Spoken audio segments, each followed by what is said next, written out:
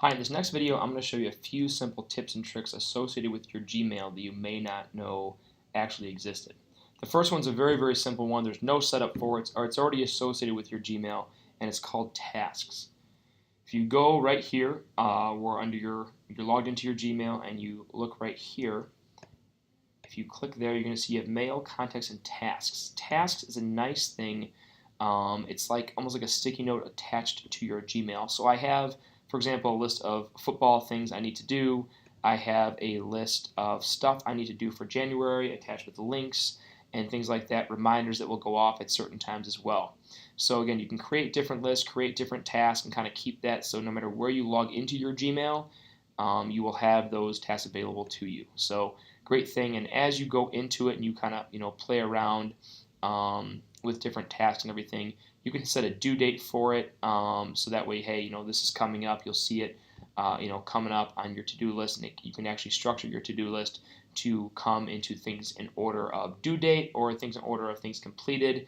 And then the nice part about the list is as you complete things, you will see it get crossed off and checked. So you can say, I have completed that, I didn't forget about it, it is on there and completed. The next thing I'm going to talk about is a great feature. It's called canned comments. Now there's a little bit of a setup part before we get into that.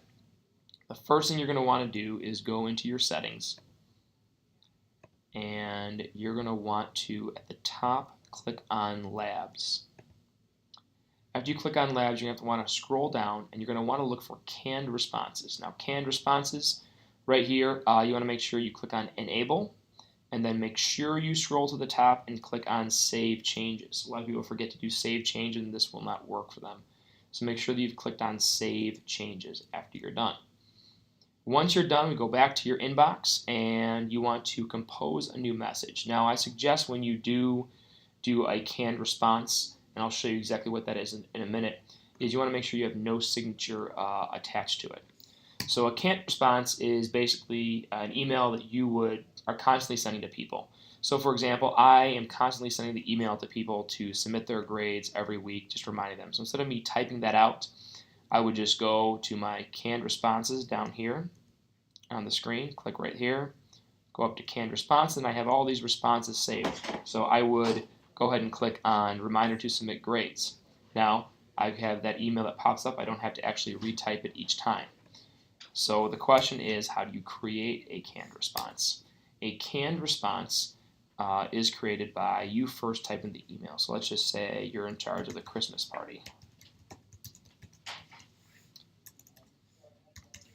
So now I would send out an email to the staff, please remember to fill out the Christmas party